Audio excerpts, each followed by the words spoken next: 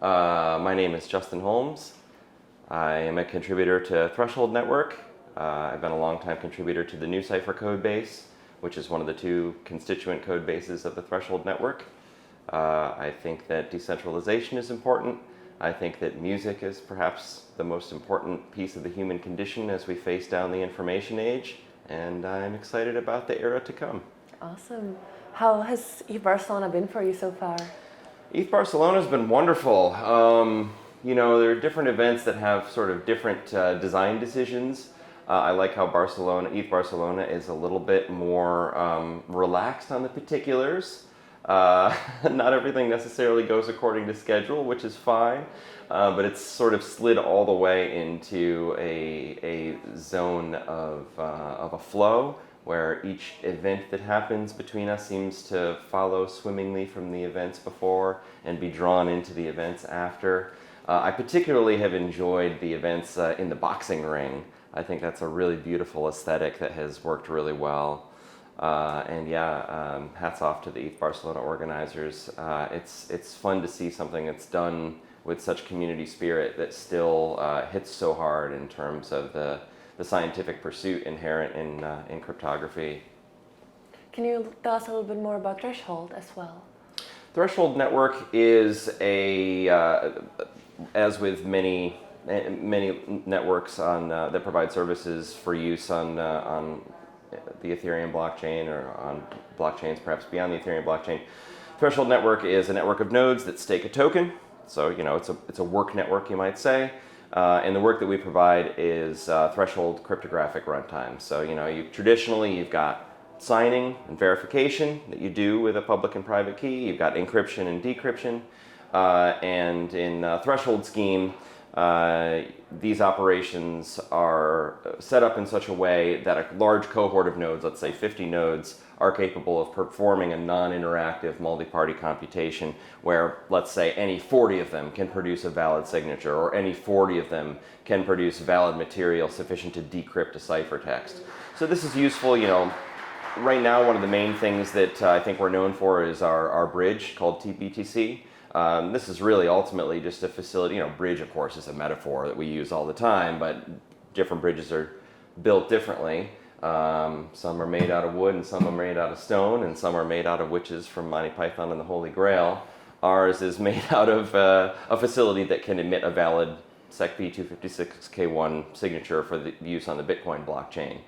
So a threshold of nodes look at the conditions on the Ethereum blockchain and they can emit a valid Bitcoin signature. Similarly, our access control product, which we call TACO, short for Threshold Access Control, is capable of decrypting a ciphertext based on conditions on the Ethereum blockchain. You can encrypt something, put it on the Ethereum blockchain and say, I don't want this to be decryptable until tomorrow, until a certain block time. I don't want this to be decryptable until, let's say we're using an oracle. You could say an oracle, I don't want this to be decryptable until it's 30 degrees outside, right? Or you can take details from the requester. I don't want this to be decryptable unless the requester has a particular NFT or a particular amount of an ERC20 token. And you can combine and compose these conditions as you see fit. So one thing that I'm excited about is to release my record this way. So I have a smart contract, 10 ETH go into the smart contract, the record comes out. And it's exciting for me as an artist to give up power once I encrypt the record and give it to the world via Arweave, or even a centralized service might not be the worst thing in the world, right? Because the access control piece is decentralized. I lose power over the project. I lose power over that piece of art, and that's exciting for me. That's what I think a lot of times we crave when we're creating, is to be able to create something and then give up power to control it in the future.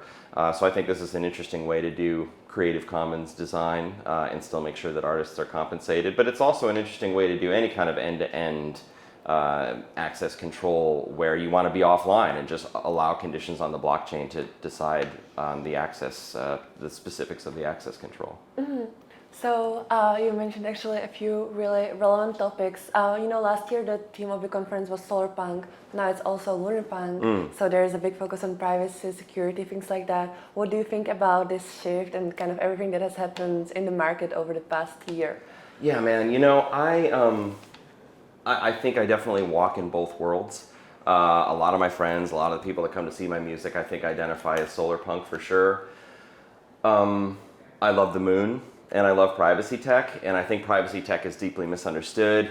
Maybe some folks have seen an interview I did with Jonathan Palmer a couple years ago where we talked about our proxy re-encryption primitive. And part of what I think is inspired by the proxy re-encryption primitive is this idea that privacy is not about keeping data locked up. It's actually about a path of egress from data where we have a great idea in our mind and we have a long story about how that data becomes part of the public corpus. And when we don't have privacy technology, we tend to self-censor. And so ideas stay in the mind and never come out anywhere. In the presence of robust privacy technology, we slowly and granularly share our ideas with concentric circles of trusted friends. And this is one of the ways that ideas enter the public corpus. Well, fast forward to now, we're working on another primitive that I've just described, the conditions-based decryption using conditions on the Ethereum blockchain or on a number of blockchains. And this is the other end of the spectrum, right? So we've done the primitive that to me speaks of ideas leaving the mind, and now we're working on the primitive that speaks to ideas entering the public corpus. And so I think that, again, I'm a believer that data wants to be free, ideas want to be free, that the universe calls on us to know and be known. I also notice that in practical terms, and even sometimes we see this in biology and even in chemistry, that there is a cryptic nature to the way that data becomes becomes knowable, becomes known. And I think that embracing the cryptographic primitives that lubricate these processes is very important. And so the primitive we're working on right now is really wonderful for data to become known to people even if you don't know them, and you slowly want to make sure that people who meet particular conditions or that the state of the world meets a particular condition allows for that eclipsing of the moon, so to speak, in the lunar punk metaphor, so that those beams shine on the data in a way that is cryptographically sound and verifiable and decentralized. Awesome, thank you for that. Let's talk about music. How do you see the intersection of Web3 and music? And Start over the question because. oh, okay. Let's talk about music now. I want to see what is your favorite thing about the intersection of Web3 and music. About music now, shall we? My favorite thing about the intersection of Web3 and music, I think, is actually not that closely related to the zeitgeist of NFTs and of representation of music, although I think those things are important, and my hat's off to people that are working on that. I'm interested in understanding and embracing the lineage that we inherit as cryptographers, as people who are born into the internet age, about how music has come to us and about what music has come to us. It has recently come to my attention, even though I think everyone kind of knows this factoid, that organizations like the Well and the Electronic Frontier Foundation and to some degree even Archive.org and Mozilla rose out of a lineage that at one point was indistinguishable from the band that we call the Grateful Dead in the United States. And I think, I think a lot of people know, oh yeah, the Electronic Frontier Foundation started as a Grateful Dead thing through John Perry Barlow, right? But I didn't realize until recently the deep role of the Well and the preceding influence of bluegrass and of traditional music in the taping of shows. So here we have this intersection happening already in 50 years before blockchain tech, in the early 1960s. We have people taping shows, and this raises this quandary of, to whom does this data belong? When I play a note, to who owns that? And it turns out that if you simply observe the obvious physics of the universe, once I play it, it's no longer mine. It has gone out and then it has touched the sensor in this microphone. It has been recorded as an impression in binary on your memory card. And it would be very difficult for me to claim that the universe is predisposed to believe that this is my property. And impressively, this was sort of the answer that the Grateful Dead and other bands of this era gave to this question. And this led to the proliferation of taping of shows and of curation of metadata of this music. And again, we're talking about almost 50 years before blockchain tech.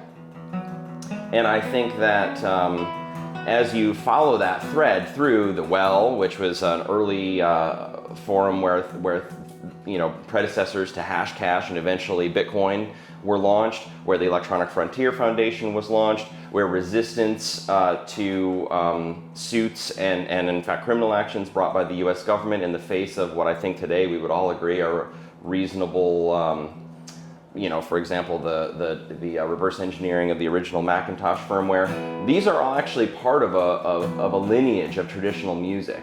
And what we notice when we examine this lineage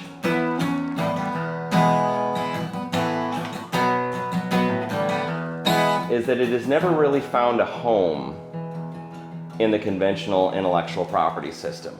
Traditional music has never really been reflected in a way that makes any kind of sense to anybody in copyright and in the system of record labels and in the revenue models inherent in those worlds. And so I'm interested in understanding how Web3 inherits this music and why this music is sort of natively ours.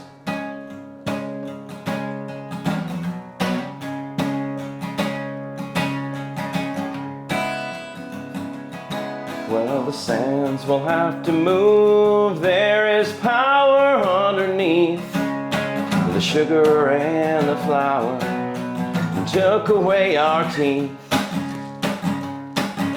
The bag was watered down 'cause the ATM was leaking. There's never enough oil when every wheel is squeaking. And the missiles propagate the database estate. The empire rolls on by keeping spreadsheets up to date. And the planet pays the fiat interest rate. Accordions are useful when you're hunting in the fields. Announce your presence loudly and save your swords and shields.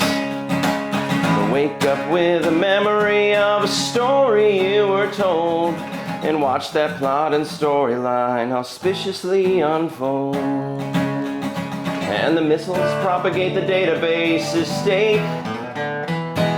The empire rolls on, keeping spreadsheets up to date, and the planet pays the fiat interest rate.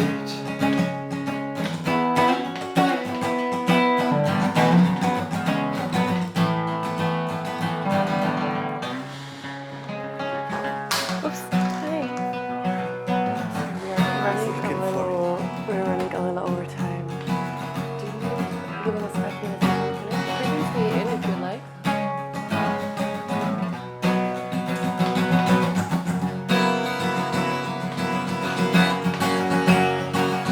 We did not ask the governor to help us find a block, but he blamed us for its hastening of battleships and clocks.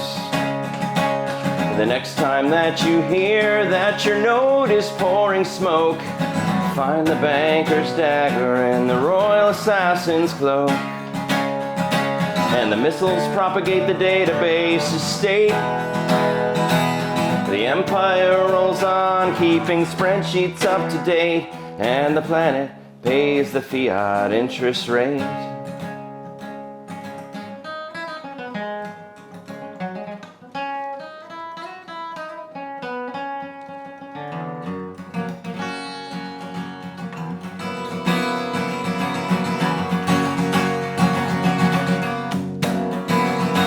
The sands will have to move. There's power underneath that sugar and the flour took away our teeth.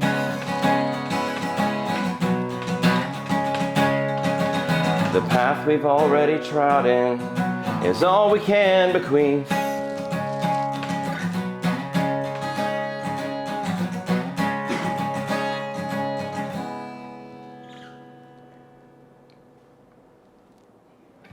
On the record, that's like more bluegrass, there's like a proper mandolin chuck. I kind of played it a little bit like a...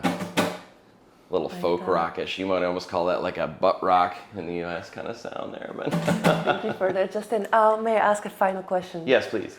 What do you want to see more of, whether it's in the Web3 space or in the world? I'd like to see more honesty about what constitutes decentralization in the world. I think that decentralization doesn't necessarily mean the same thing as Byzantine fault tolerance. I'm a big fan of BitTorrent. I'm a big fan of the original vision of things like DNS and email, and I still think there's room perhaps for flowers to bloom in those spaces. I'm a big fan of Git. I think Git meets reasonable definitions of decentralized. On the other hand, I think that in a system of Byzantine fault tolerance, introducing Byzantine fault intolerant systems, or introducing systems where collusion is likely and inevitable, and calling it decentralization is hurtful not only for the users of that system, but for the dialogue that we're trying to engage in. I'm very interested in seeing what happens when humans don't have a great deal of power over one another, and seeing what happens when we allow our better angels to bloom. And I'm confident that those things happen in the presence of good incentives and in the absence of bad incentives. And I hope that's not an oversimplification, but it is a motivator for why Threshold is decentralized from moment one, and why we take nitty-gritty weird things like cohort selection and threshold parameters and sampling seriously, and we try to be at the front of research in those areas. Because there ultimately is a social and political and humanitarian basis to these things that I think is not to be forgotten, and I'd like to see more of that. And fortunately, I think we are seeing more of that. I think that there's great cause for optimism in those areas. One of the places you can find a lot of that optimism is on the Threshold Discord. I hope I see you there. Thank you so much.